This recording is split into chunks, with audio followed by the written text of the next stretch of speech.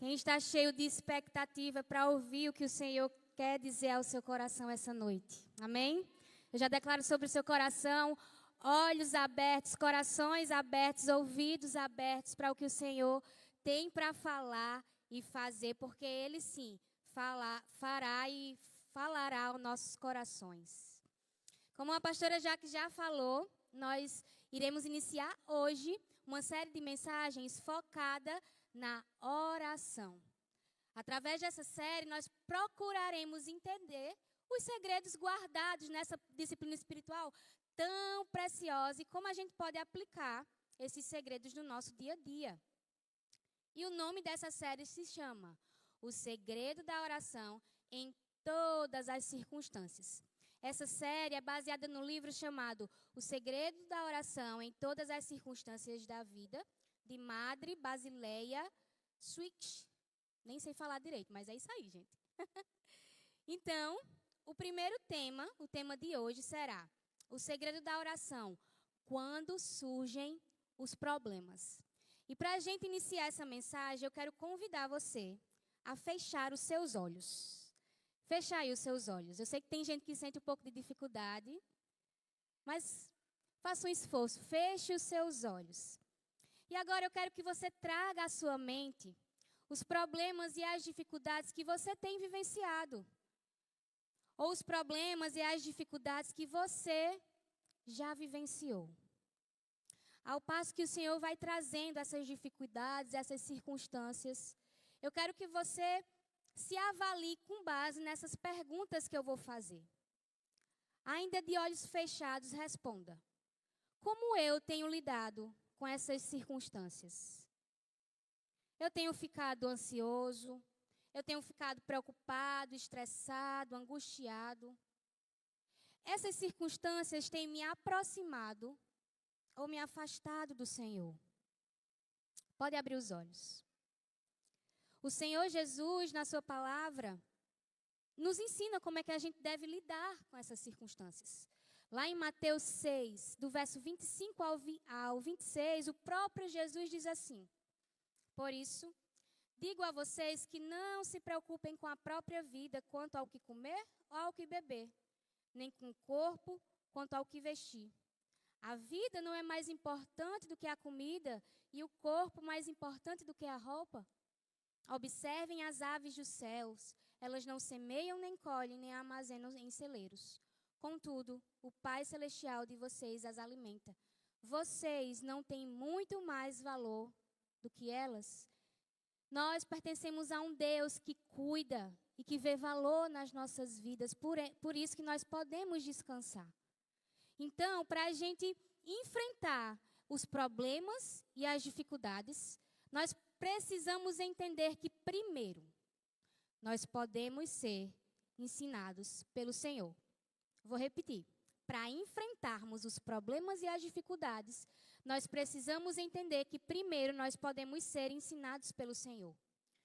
Lá em Provérbios, no capítulo 1, verso 7, diz assim: O temor do Senhor é o princípio do conhecimento, mas os tolos desprezam a sabedoria e a disciplina.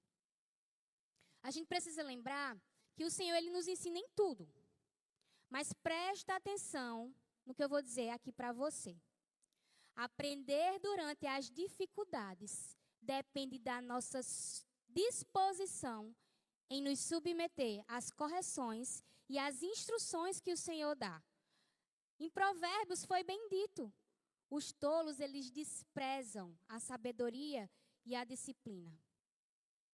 E eu sei que as dificuldades e os problemas, elas aparecem em várias áreas da nossa vida. Eu não sei quais as circunstâncias que você tem vivido, mas você pode estar passando por dificuldades no seu trabalho. Você pode estar passando por dificuldades na criação dos seus filhos. Você pode estar passando por dificuldades quanto à sua saúde, seja física, emocional ou espiritual. Você pode estar com problemas no seu casamento, nos seus relacionamentos, na sua família, na faculdade, na escola, eu não sei.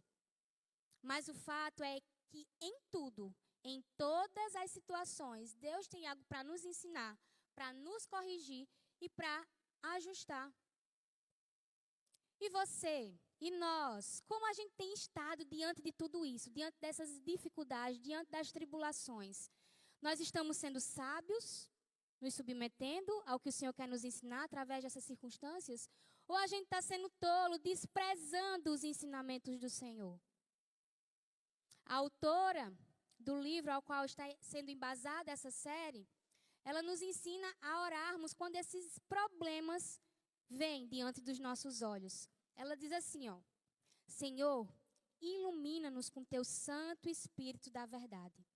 Mostra-nos o que te entristece e por que está permitindo tantas dificuldades e problemas em nosso caminho e por que tens de corrigi-lo. Vamos fazer junto essa oração agora? Vamos lá, todo mundo junto. Acho que está sendo projetado aí, né? Tá. Então vamos todo mundo junto orar essa declaração ao Senhor. Vamos lá? Senhor, ilumina-nos com teu Espírito da verdade. Mostra-nos o que te entristece e por que estás permitindo tantas dificuldades e problemas em nosso caminho. E por que tem de corrigir-nos. E sabe, gente, vale a pena se submeter às instruções do Senhor. Sabe por quê? Porque é o próprio Deus que diz em sua palavra, lá no livro de Jeremias. Ele diz assim, ó: porque eu sei os planos que eu tenho para vocês. São planos de bem e não de mal, para lhe dar um futuro pelo qual anseio. É por isso que vale a pena obedecer, escutar as instruções e os ensinos do Senhor diante das circunstâncias más. Porque Ele é um Pai amoroso, Ele só corrige a quem ama. E talvez você pode estar se perguntando, mas Manu, que Deus amoroso é esse que precisa me colocar em circunstâncias ruins para me ensinar? Eu não entendo que amor é esse. Mas deixa eu te dizer algo. O Senhor não produz o mal em nossas vidas. Vou repetir. Deus não produz o mal em nossas vidas. A bondade do Senhor é um dos seus atributos. E Ele não tem como ferir esse atributo com suas ações. Por isso, Ele é bom sim. A questão é que nós estamos imersos em um mundo mau. E por conta da entrada do pecado lá em Gênesis, coisas ruins acontecem. Circunstâncias más acontecem. E o que o Senhor faz é apenas alinhar os nossos caminhos no meio dessas circunstâncias. É o que diz lá em Romanos 8. Que todas as coisas cooperam para o bem daqueles que amam a Deus. E isso significa que tudo vai dar certo na nossa vida? Já que tudo coopera para o nosso bem? Não. Isso significa que até nas circunstâncias ruins, o Senhor coopera para o nosso bem. Se assim a gente tiver submetido ao seu ensino. Então, diante das tempestades e dificuldades, a gente sai mais maduro. A gente fortalece em nós os frutos do Espírito Santo. É por isso que vale a pena, sim, escutar os direcionamentos do Senhor durante os dias ruins, durante as dificuldades. Porque é através disso que nós saímos fortalecidos. E dia após dia, nós somos aperfeiçoados segundo a imagem de Jesus. Porque é esse o bem que Deus quer cooperar nas nossas vidas. Quando Paulo fala lá em Romanos 8 que tudo coopera para o nosso bem, no versículo abaixo ele diz que o bem é se parecer com Jesus, é se parecer com o seu Filho. Então, tudo que acontece na nossa vida é Deus cooperando para que a gente chegue à imagem do seu Filho. Quem aqui quer viver os planos do Senhor? Então lembre, diante das dificuldades, você, nós podemos ser ensinados pelo Senhor. E assim, nós viveremos o seu plano. E, gente, a oração tem um papel primordial nesse processo. E é aí que vem o segundo ponto. Para a gente enfrentar os problemas e as dificuldades, nós devemos entender que podemos orar para resolver. E eu quero te fazer uma pergunta. Como é que está a oração na sua vida? Qual é o lugar que a oração tem ocupado no seu dia a dia? Ela está apenas em momentos bons e felizes, onde você é grato pelo Senhor quando essas coisas boas acontecem, mas ao mesmo tempo está ausente diante das adversidades? Você tem entregado suas dificuldades ao Senhor em oração?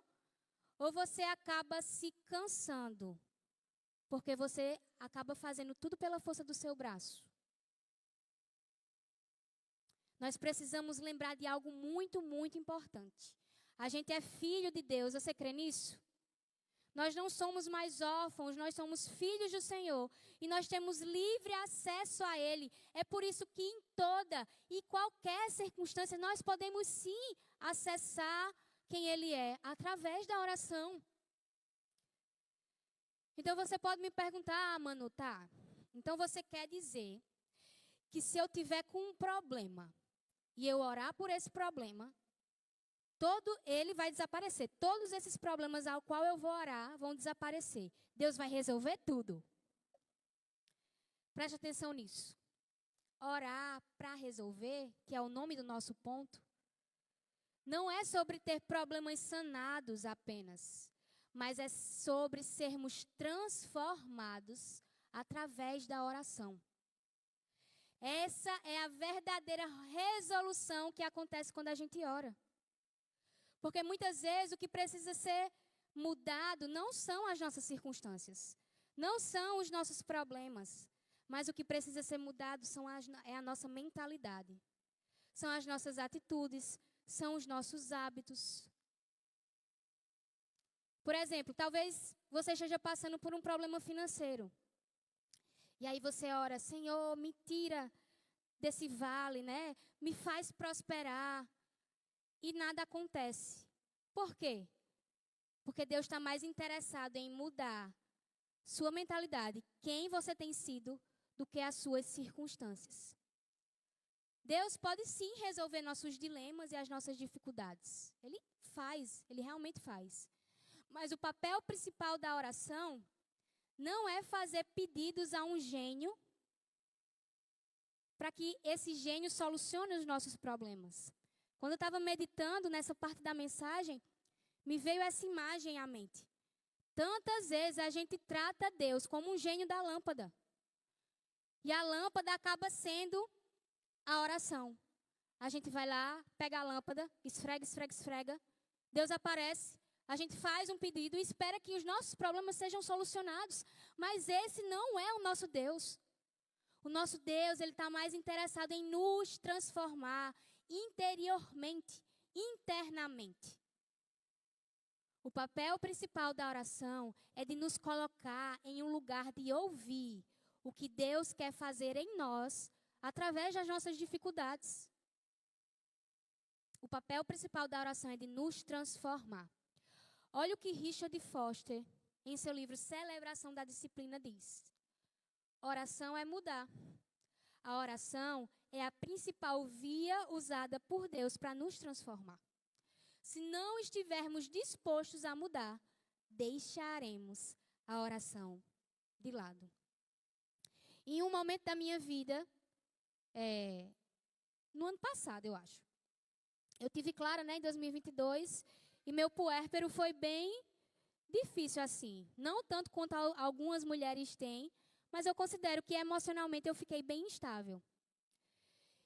E depois de ter Clara, depois de alguns meses dela nascida, eu comecei a desenvolver transtorno de ansiedade, acabei desenvolvendo depressão também e comecei a me tratar. Só que o que acontece? Onde eu moro é um apartamento bem pequenininho, tem 2 quartos e a sala bem pequenininha.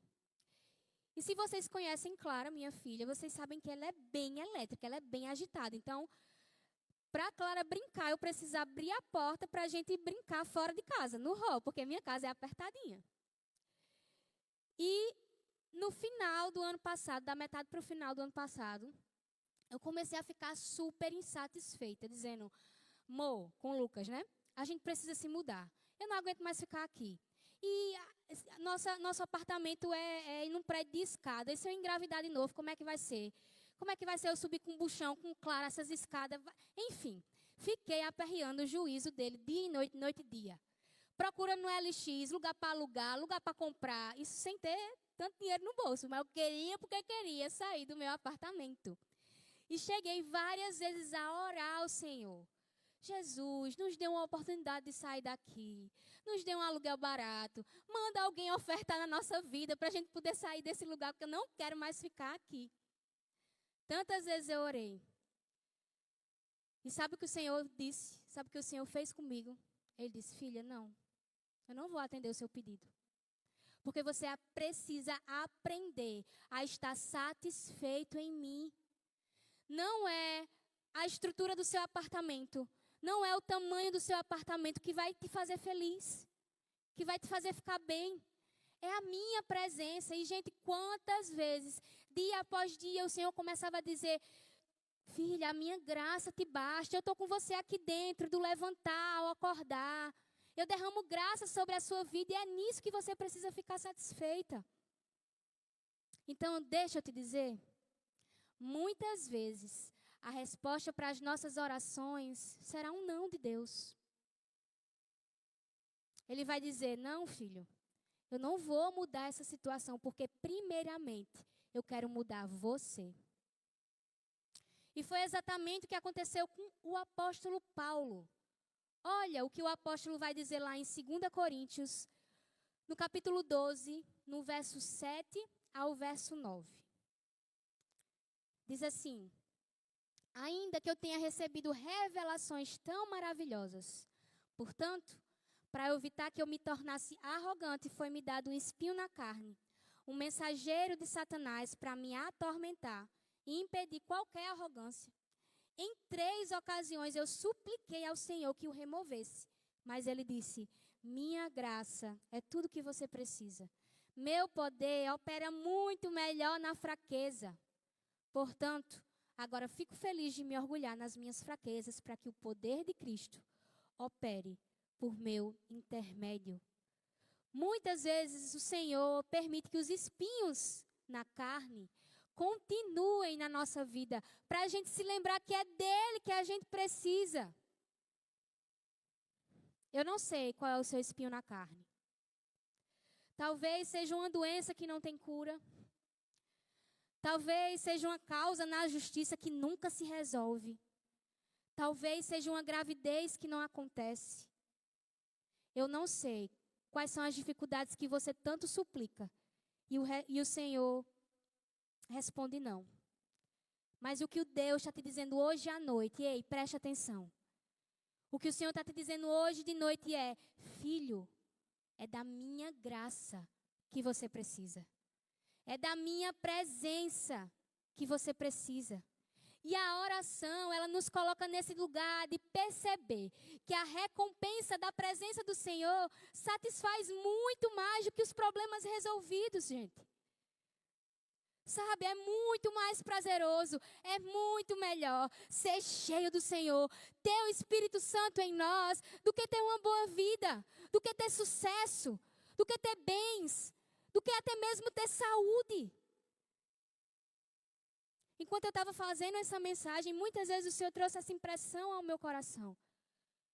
Muitas pessoas têm problemas de saúde debilitada, e por isso estão desanimados na caminhada. Mas, ei, deixa eu te dizer, muito melhor é ter o Senhor, porque, sabe, tudo vai passar, um dia Ele vai voltar, as coisas novas se farão, e é nesse lugar que nossos olhos precisam estar. Hoje você não pode ter saúde, mas um dia você ressuscitará e será pleno no Senhor, terá vida plena. É nesse lugar que nós precisamos ter os nossos olhos. E é onde eu entro no terceiro ponto. Para a gente enfrentar os problemas e as dificuldades, nós devemos entender que podemos encontrar mais de Deus. Muitas vezes, quando a gente está inserido nesse contexto de tempestade, de tribulação, tudo que a gente mais quer é sair das dificuldades, é resolver. A gente quer fugir, correr dos processos. A gente quer fugir dos desertos que a gente é colocado. Mas deixa eu te dizer uma boa notícia. É nesse lugar que o Senhor mais se revela. É no deserto que o Senhor mais se apresenta. Olha o que ele disse lá, o próprio Deus, lá em Oséias, capítulo 2, verso 14. Deus disse ao povo de Israel: vou seduzir a minha amada e levá-la de novo para o deserto, onde eu lhe falarei do meu amor. Sabe, é no meio das dificuldades que a mão poderosa do Senhor age. É no meio das dificuldades que a gente vê o Senhor ao nosso lado, nos consolando, nos guiando. Então eu quero convidar você a mudar de perspectiva. Nós precisamos começar a tirar os nossos olhos dos problemas e começar a colocar os nossos olhos em como o Senhor tem se revelado no meio desses problemas. Eu vou repetir. Nós precisamos tirar os olhos apenas do que está acontecendo, dos problemas, das dificuldades, e começar a caçar, a perceber como é que o Senhor tem se revelado no meio dessas dificuldades. Deixa eu te lembrar um exemplo muito legal da Bíblia. Quando o povo de Deus saiu do Egito, foi liberto pelo Senhor, ele cruzou um deserto para antes de chegar na terra prometida. E chegou um período lá da caminhada, da peregrinação, que não tinha mais carne. E aí o povo começou a reclamar: nossa, Senhor, que dificuldade, eu estou com fome, não tem mais comida. E o que é que o Senhor fez? Fez cair maná do céu. Gente, em que outra situação aquele povo veria esse milagre, se não no deserto, se não na dificuldade da falta de comida? Eu passei por duas situações engraçadas nesses dias. A primeira é algo super simples, mas eu consegui ver tanto a mão do Senhor. A gente estava numa pizzaria, eu e Lucas, comemorando um aniversário. E nessa pizzaria tinha um espaço aberto, né, livre. E Clara estava lá brincando no parquinho e tudo mais. A gente comendo, conversando. Do nada, Clara sai do parquinho, correndo, e diz: mamãe, eu quero fazer cocô. Aí eu fiquei: meu Deus, eu não acredito não. E pensei, né, Clara, tu não fez cocô hoje de manhã? Mulher, como é que tu quer fazer cocô agora? Nesse mesmo momento, começou a cair um toró, uma chuva tão grande. Na mesma hora, o Espírito Santo disse: filha, ela não quer fazer cocô não, é porque ia chover. E se ela ficasse lá, ela ia ficar toda molhada, ia ser bem pior. Eu fiz ela correr, sair da parte que é descoberta, para ela não se molhar. E eu fiquei: nossa, Jesus, obrigado, porque você é fiel, porque você derrama graça sobre as nossas vidas. Em outra situação, eu estava indo com o Lucas para o shopping, e a gente estacionou em um lugar lá. Quando eu abri a porta, eu meti o pé na lama. Meu pé ficou todo enlameado, né? Mas na mesma hora, eu virei assim, no carro tinha uma garrafa de água. E eu olhei para Deus, eu disse: poxa, Deus, obrigado, porque o Senhor providenciou a água para eu limpar meu pé. Ou seja, em vez de a gente focar no problema da menina querer fazer cocô no meio do restaurante, no problema de estar com o pé melado antes de entrar no shopping, a gente precisa caçar os sinais da graça do Senhor nas nossas vidas, porque sim, o Senhor providencia a sua graça e a sua misericórdia no meio das adversidades. E eu te pergunto: quais são os sinais da graça do Senhor na sua vida? Quais são os sinais de graça que Deus tem te dado? Lembre-se que a oração em meio às adversidades nos torna ainda mais cheios da sua presença. Vou repetir. A oração em meio às adversidades nos torna ainda mais cheios da sua presença. Foi assim na vida de Jó. Jó era um servo do Senhor. Jó perdeu família, perdeu a saúde. Jó perdeu os seus bens, perdeu os seus amigos. Mas no meio dessas perdas, ele encontrou mais da presença de Deus. No meio dessas perdas, ele encontrou o Senhor. Jó 42, versículo 5 diz: Antes eu te conhecia só por ouvir falar, mas agora eu te vejo com os meus próprios olhos. Ah, gente. E como é mais precioso, como o nosso coração anseia por mais de quem o Senhor é. Então, mais uma vez eu quero declarar, não importa os bens, não importa as coisas daqui da terra, há mais alegria em ter o Senhor, que é o Senhor e consumador da nossa fé, que é o nosso Criador, que é o Pai que enviou seu Filho para nos redimir, que é o Deus que nos completa, nos traz vida plena. Há muito mais prazer e alegria estar nesse Deus. É por isso que eu posso viver pleno no meio das dificuldades. É por isso que eu posso viver alegre nos meios das dificuldades, porque muito mais vale ter ao Senhor. E assim, nós encontramos paz. Quando a gente deixa de olhar para os problemas, quando não deixamos nossos olhos se desviarem do Senhor. É nesse lugar que a gente encontra paz no meio da tempestade, olhando fixamente para o autor e consumador da nossa fé. Lá em João 14, 27 diz: Eu deixo-lhes a paz, a minha paz lhes dou. Não dou como o mundo dá. Por isso não se turbem os seus corações, nem tenham medo. E para a gente concluir, lembre, as situações impossíveis e sem saídas, as dificuldades, são uma oportunidade para a gente glorificar o Senhor, para a gente ser transformado por Ele e para sermos cheios da sua presença. Vou repetir, as dificuldades, as tempestades, as tribulações nos levam para um caminho de glorificar o nosso Senhor, de sermos transformados dia após dia por Ele e de sermos cheios da sua presença.